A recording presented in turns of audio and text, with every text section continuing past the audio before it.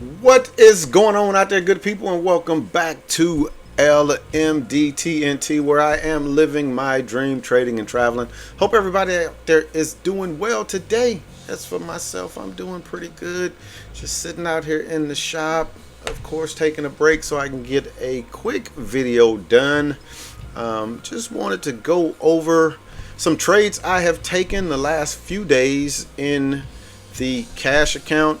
And I say trades that I've taken, but I did not manually take these trades. These trades were taken in an automated trading system that I have been working on over the past few months, and I've been live with this thing since May 27th. So wanted to just look at some trades that I took today, discuss some things that I did that I said that I didn't want to do, and then go from there. So let's go ahead. We are going to bring up my web browser.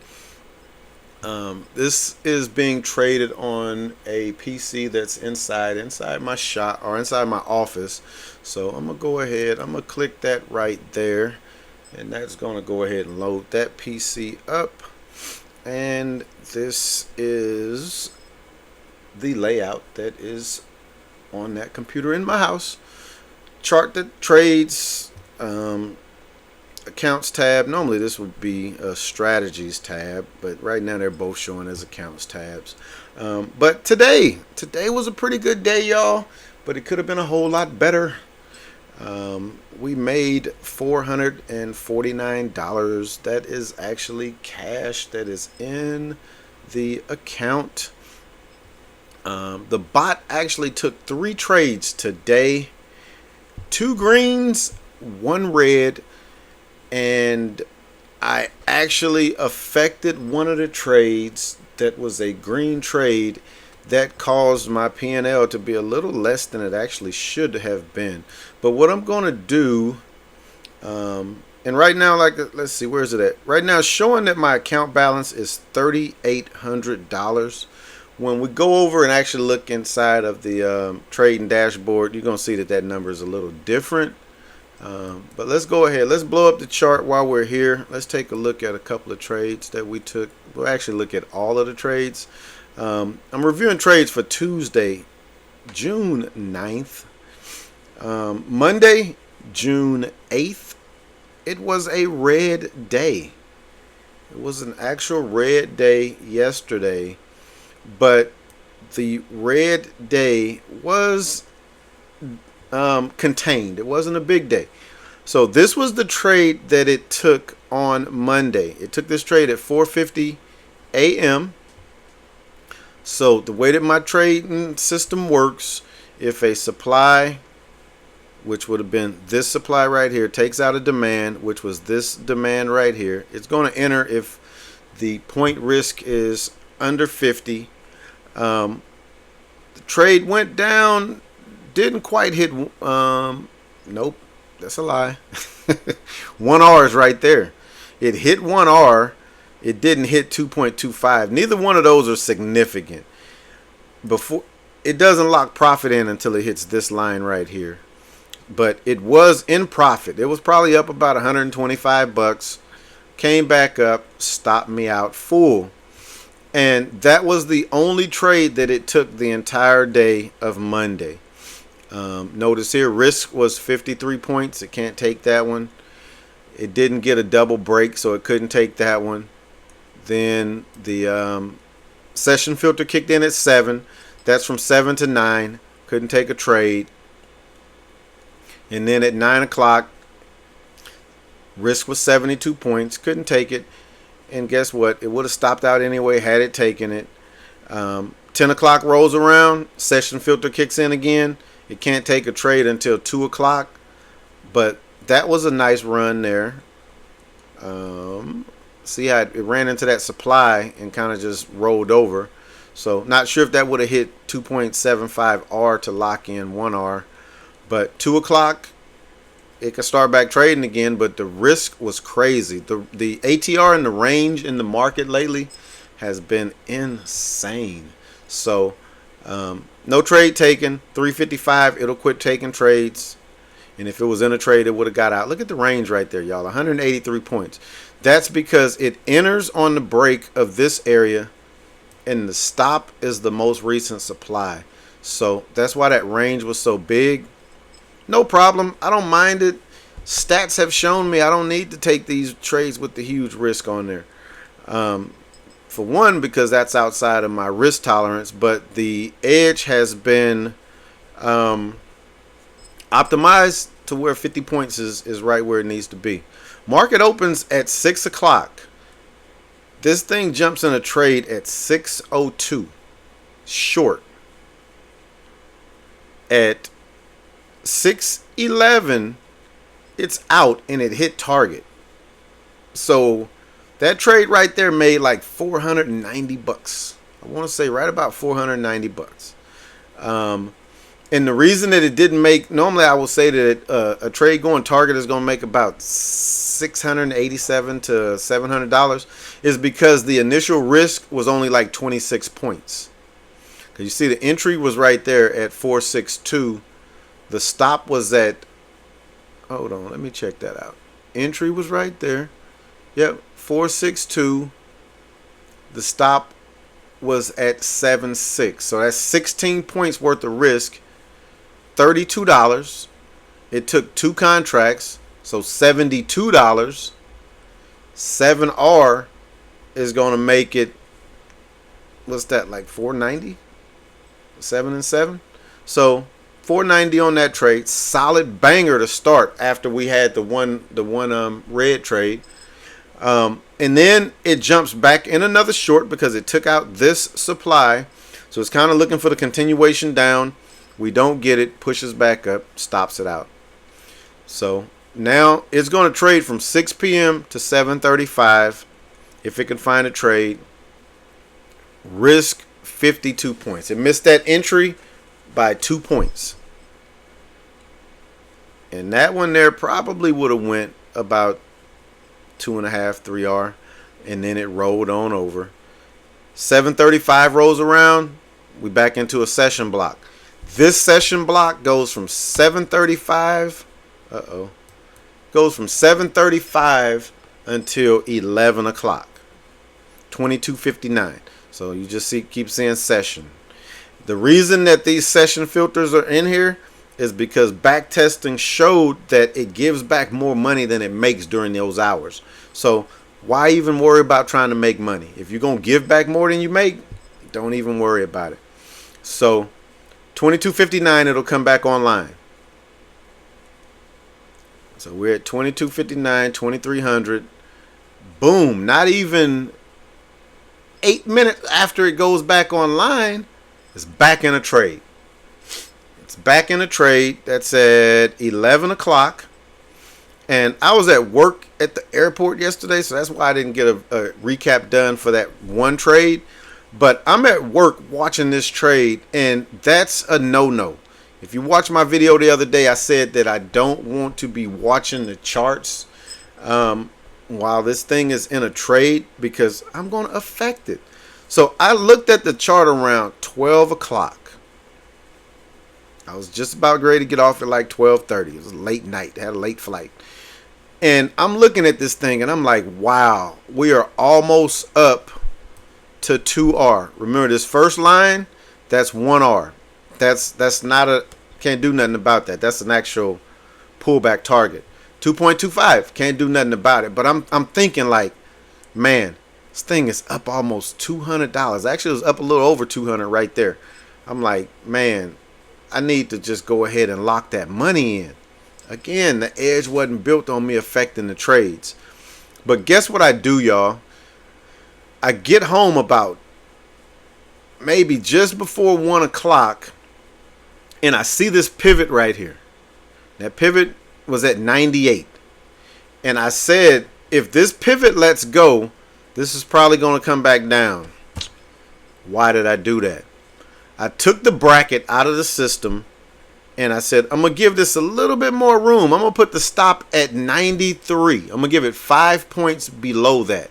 93, right there. And I put the stop right there And that's where my actual trade stopped out at when this wicked down right there. Dirty dogs. Had I took my stop to break or to 1R, I survived. Had I took the stop to break even, it survives. I shouldn't have done either of those. I should have just let this thing trade. Because look what happens, y'all. It just kind of wicks around that area, that 93 area. It comes up. It taps 2.75. Solid lines are action areas. That's what I like to call them. That's an action area. If this line gets tapped, my stop comes up to that line. That's how it works. Solid tap, stop goes to the dash line. So it locks in 1R. That's about $100. Then chop, chop, chop. It comes up and it breaks the 3R level. That's locking in this dashed blue line now. So now we're locking in 2.25R. And then look what it did. It came back down. It tapped the 2.25 line. I got out making, let's say, about 160, somewhere around 160 bucks. This tap out would have made it make about 200. So I gave up 60 bucks affecting the trade. And in the meantime, though, let's say that this didn't pull back. This thing could have kept on going and tried to hit this area up here. I was hating on the trade when it hit this area. Actually, when it hit this purple one, I'm like, please go back down and touch that purple line so I look like a genius. Nope. Went up, touched the blue line, which brought the stop up to that dash blue line, and it stopped out right there. Let's kind of see what it did after that. So at 1 o'clock, I have another session filter that came on. But because I was in a trade, it's not going to get out of the trade. It just won't take a new trade from 1 o'clock to 2 o'clock. 2 o'clock came around. That session filter goes by the wayside. But it didn't take any trades. Look at that risk, y'all. 99 points there on the risk. 104 points. The range has just been crazy. 61 points. So no trades taken through the morning session. At 7 o'clock, session filter kicks back in again, but no trades taken, no trades taken. 7 o'clock rolls around, session filter comes back on.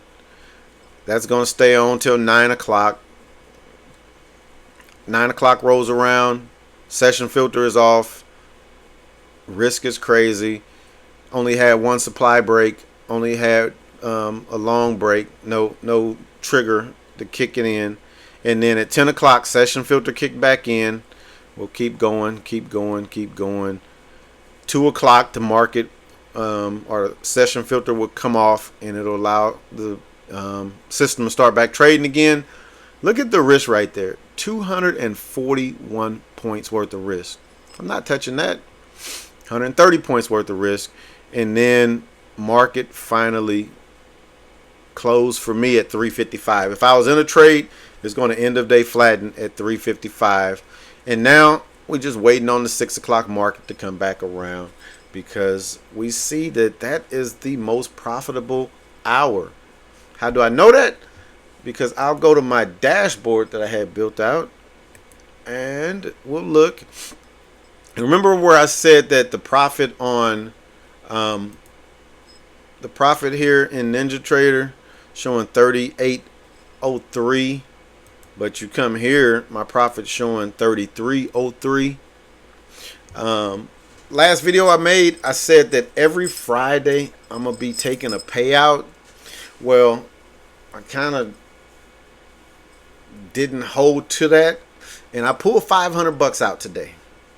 Pull 500 bucks out because I am trying to pay myself and get my net contribution down to 0. Because I started this account with 1,100, I put $2,000 into it, and as you can see, I have withdrawn $500. So, and then you can see that also 'Cause I get some people would be like, man, he just plugging that stuff in. If you come to messages, right there, 6-9 at 1:57 today, you'll see that withdrawal request has been received and will be processed in the order it was received. So this number will go down once Tradovate takes that 500 and sends it over to my cash account. But what I was saying about the hours, I can see right here on P&L by hour which hour is the most profitable. And right now, it's the 6 o'clock hour. It's made $603, followed by that 11 o'clock hour, made $466, and then midnight made $267. Coming through that overnight session, it's been giving back a little bit. Gave back 14, gave back 24, 6 o'clock gave back 57, 9 o'clock gave back 41, and then 2 o'clock is giving back 70.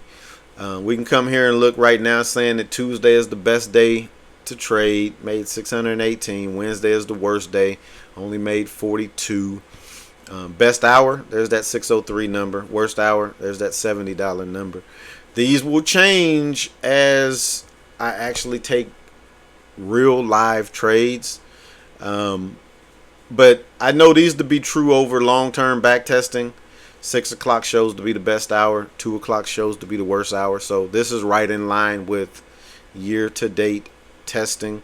We see Friday is another strong day, 379. Again, as we trade more, we'll kind of see how that plays out. Daily P&L, this just breaks it down. Again, yesterday was a red day. We only lost 47 bucks. Kept that red day small. I can also pull that up and see it here on the calendar. So yeah, red day yesterday. Took one trade. It's all a part of the game. But came right back and crushed that red day. Same thing there. First day that we took the automated trader system online, it was a red day. Other video, I said I was a little worried. Came right back the next day, smoking out day. So red days are a part of the process. I got to learn to live with them if I want to be a successful trader. It don't matter though, because I'm not trading anyway. Prior to coming up with this automated system, I like to think of myself as a decent trader. But I still have my flaws. I still have my emotions that kind of get in the way. This system kind of eliminates that. When this comes online at 6 o'clock today, I'm going to close my office door and I'm not going to touch the market. I am not going to touch the market. Let's go ahead. Let me see. Is it trade quality? Yeah. So this is the actual P&L curve. You saw another like P&L curve. That's the actual cash equity curve. But this is what the P&L curve is looking like right now. Nice move up. Kind of consolidated over. Nice move up. Consolidated over. Nice move up. Big consolidation over. Nice move up. Pretty much just like how a stock chart should look. Trade distribution. This just shows 100 negative 0 to $100. 12 trades fall under that. 0 to $100, 6 trades. 100 to 300, 100 to 200, 3 trades. 200 to 300, 3 trades. And this is where this is what makes up for all of that right there. 300 plus. We had one trade so far that's been 300 plus.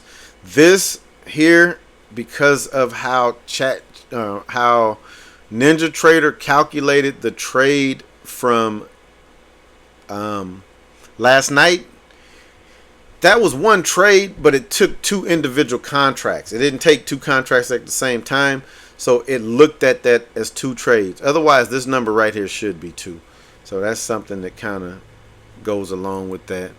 Let's look and see if we can see that. Where is it at? Right there. Yeah, so you had that. Oh no, that was just the one entry. It's this one here. 601, 601. And then it got out at 610. It just bought one contract. So that kind of affected those numbers. But yeah, that's what we looking at, y'all, right there. Nice, nice, nice. Again, this evening, I'm gonna go ahead. I'm gonna turn the bot on. I'm gonna let it do what it do. I have 3 Python scripts now. Before there was 2. So I got a 5 p.m. restart. When this runs at 5:55, it'll just log everything out of the system, refresh and restart it, and then it'll enable it, and then it'll monitor for freezes. So again, I don't have to be at the desk or even anywhere nearby for this to kind of catch any errors. And then if it does freeze, it'll send me an email as well. If it sends me like 2 or 3 emails back to back, then I know that there's an issue with either the freeze monitor not kicking in, or internet might be down at the house, or NinjaTrader might have an issue like that. But on that note, I'm going to go ahead. I'm going to wrap this video up. As always, thanks for checking me out. If you hadn't hit that like button, please do so. If you're not subscribed, please think about subscribing. It doesn't cost you nothing. And as always, we can continue the conversation in the comments. If you're still listening or still watching, it was one thing that I wanted to ask right when I started doing this video. How does this mic sound? My other mic was a little tinny, kind of hollow sounding. So I was going to use these headsets because the mic on this thing is incredible. It's incredible. But I bought another mic, and it came just before I got ready to do this video. So that's the mic that I'm using. So if you're still watching, let me know how that mic sounds. All right, appreciate it. Peace.